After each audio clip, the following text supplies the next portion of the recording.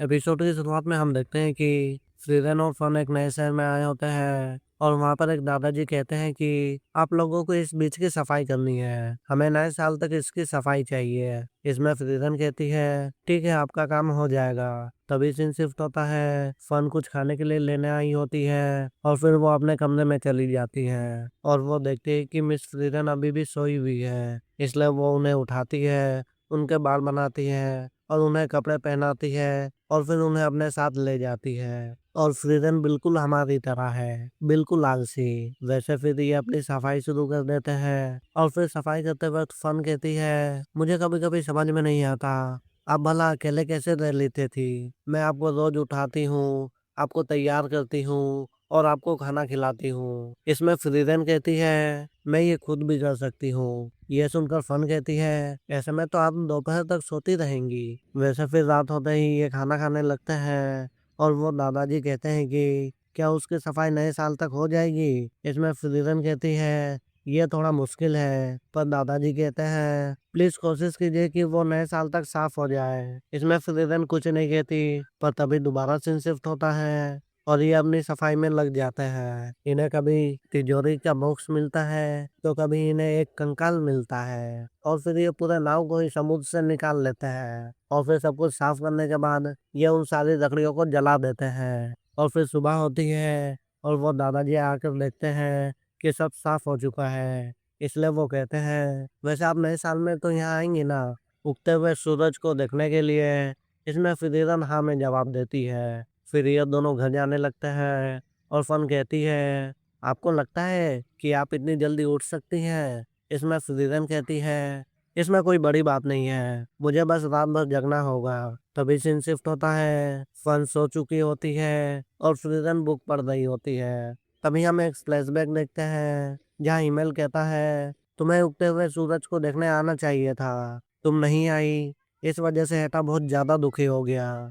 इसमें फ्रीडन कहती है इसमें कौन सी बड़ी बात है, बस उगता हुआ सूरज ही तो है। तभी हम प्रेजेंट में आते हैं। फ्रीडन सो चुकी होती है और तभी फन उठ जाती है और वो देखती है कि फ्रीडन सो चुकी है। इसलिए वो उसे उठाती है और जल्दी उसे तैयार करके अपने साथ ले जाती है और इसके लिए फ्रीडन उसे शुक्रिया कहती है। फिर ये दोनों उगते हुए सूरज को देखते हैं और ये देखकर फ्रीडन कहती है वैसे ये खूबसूरत तो है, पर इसके लिए जल्दी उठना जरूरी नहीं है। तभी सीन शिफ्ट होता है। ये दोनों आइजन के पास आए होते हैं और आइजन फ्रीडन को देखकर कहता है तो 30 सालों बाद तुम्हें मेरी याद आ ही गई। इसमें फ्रीडन कहती है तो क्या हो गया, बस 30 साल ही तो हुए हैं। और फिर ये सब बैठकर बात करते हैं और आइजन कहता है मुझे कभी नहीं लगा था कि तुम एक नौसिखिया रखोगी, मतलब एक स्टूडेंट। तभी फ्रीडन कहती है वैसे क्या तुम्हें कुछ चाहिए। यह सुनकर आइजन कहता है वैसे तुमने ये बात मरते हुए हेटा से भी पूछी थी ना। इसमें फ्रीडन कहती है तुम्हें भला कैसे पता चला। इसमें आइजन बताता है कि हम दोनों अक्सर एक दूसरे को खत लिखा करते थे। यह सुनकर फ्रीडन कहती है वो ढोंगी प्रेस तो काफी तेज निकला, पर तुम मुझे बताओ क्या तुम्हें कुछ चाहिए। तभी सीन शिफ्ट होता है। ये तीनों एक जंगल के पास आए होते हैं और तभी आइजन कहता है कि इस जंगल में महान जादूगर फ्लेमी के नोस छुपे हुए हैं और मुझे वही ढूंढना है। और फिर ये ढूंढने के लिए निकल पड़ते हैं। तभी फ्लेरिन पूछती है वैसे तुम्हें वो नोट्स क्यों चाहिए। इसमें आइजन बताता है कि क्योंकि मुझे तुम्हारे ऊपर दया आती है। यह सुनकर फ्रीडन को कुछ समझ में नहीं आता। तभी आइजन बताता है कि क्या तुम्हें याद है 30 साल पहले तुमने ये कहा था कि अगर तुम्हें मौका मिलता तो तुम ईमेल के बारे में और जानने की कोशिश करती और इस वजह से मुझे और हेटा को तुम्हारे ऊपर बहुत दया आती थी। इसलिए जब हेटा पवित्र शहर में था उसने बहुत खोजबीन की और ये पता लगाया कि महान जादूगर फ्लेमी के नोट्स कहाँ छुपे हुए हैं। उन नोट्स में ऐसे मंत्र हैं जिससे हम मरे हुए लोगों से बात कर सकते हैं।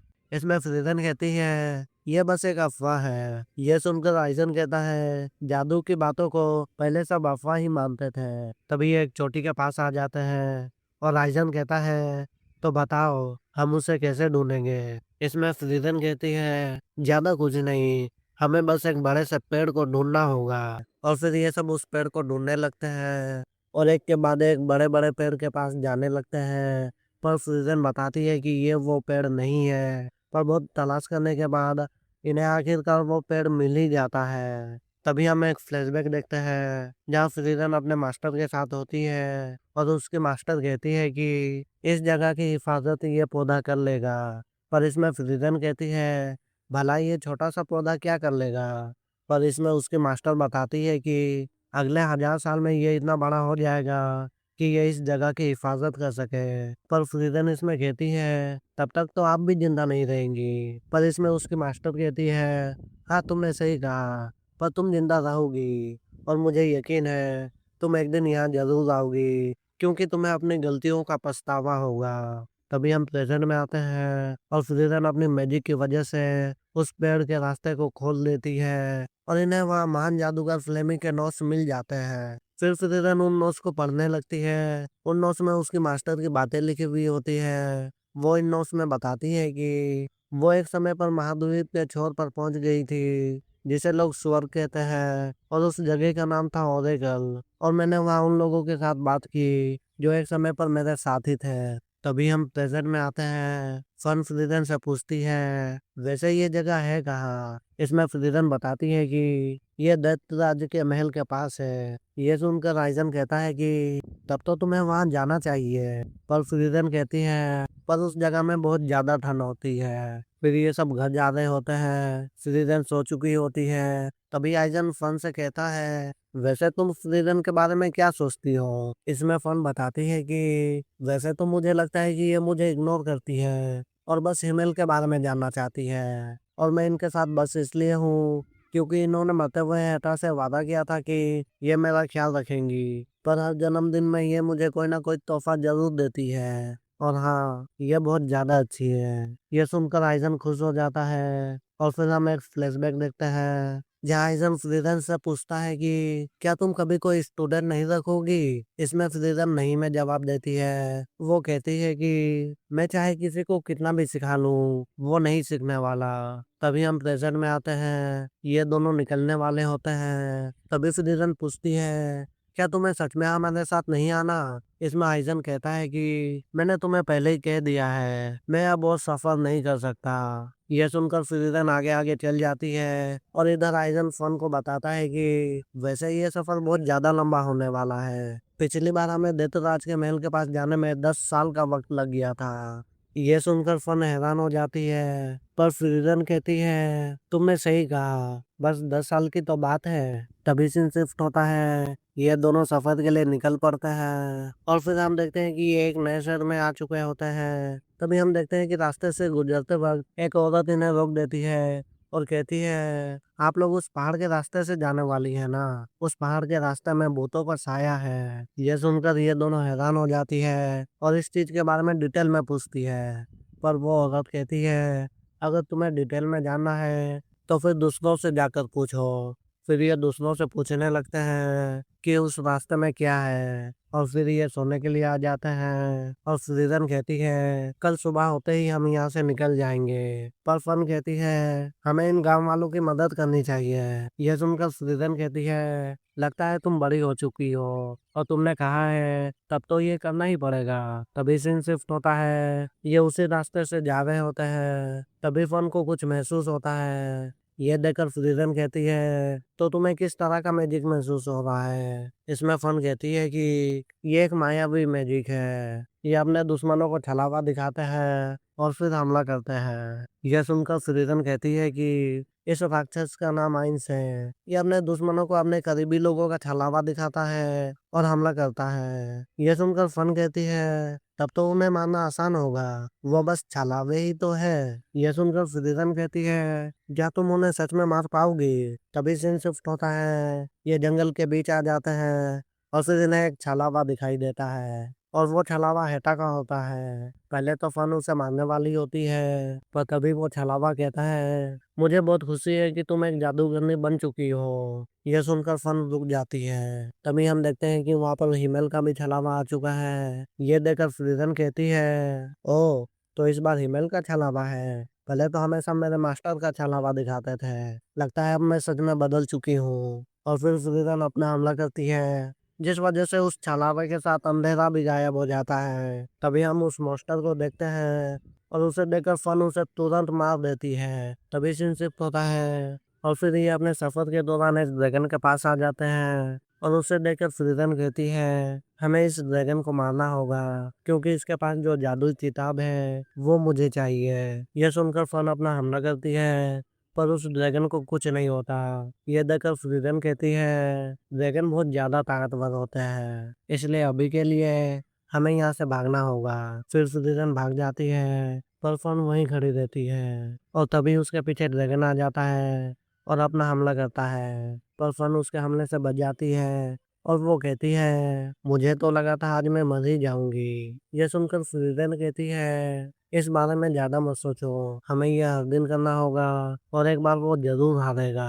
पर फन बहुत ज्यादा डर चुकी होती है इसलिए फिर फ्रीजन कहती है लगता है अब हमें किसी की मदद चाहिए होगी।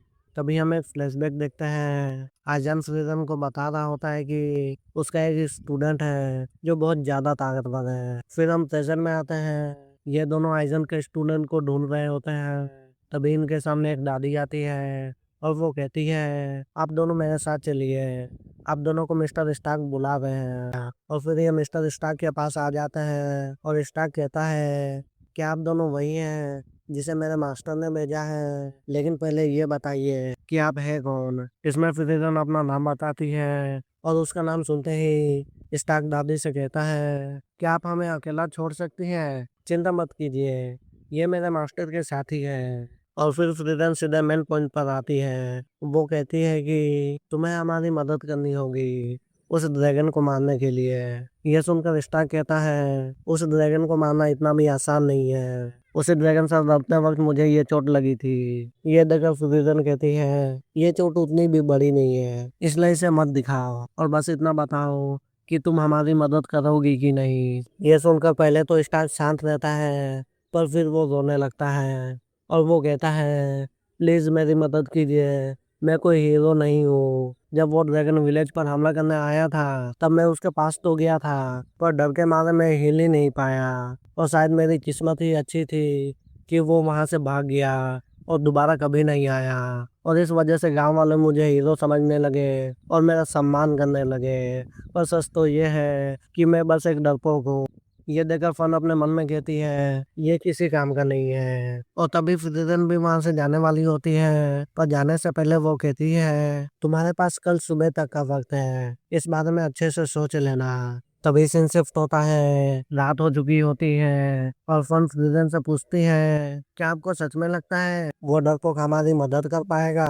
तभी हम एक और फ्लैशबैक देखते हैं आइजन फ्रीजन को बता रहा होता है कि मेरा एक स्टूडेंट है जब उसके विलेज पर मॉन्स्टर्स का हमला हुआ था तब वो अकेला इंसान था जो वहां से बचकर भाग गया था। इसमें कोई शक नहीं है कि वो एक डरपोक है पर मैंने उसे वो सब सिखाया है जो मैं जानता था। तभी हम प्रेजेंट में आते हैं ये दोनों सोने जा रहे होते हैं और तभी कौन को कुछ सुनाई देता है। इसमें फ्रीजन कहती है शायद ये स्टार्क है अगर तुम्हें जानना है तो तुम जा सकती हो। तभी सीन शिफ्ट होता है हम देखते हैं कि स्टार्क अपनी ट्रेनिंग कर रहा होता है और फिर हमें पता चलता है कि इसी के अटैक की वजह से ये बड़ा सा दरार बना था। और तभी वहां पर फन भी आ जाती है और वो भी ये समझ जाती है कि ये दरार इसी के अटैक की वजह से बना है और तभी ये एपिसोड खत्म होता है।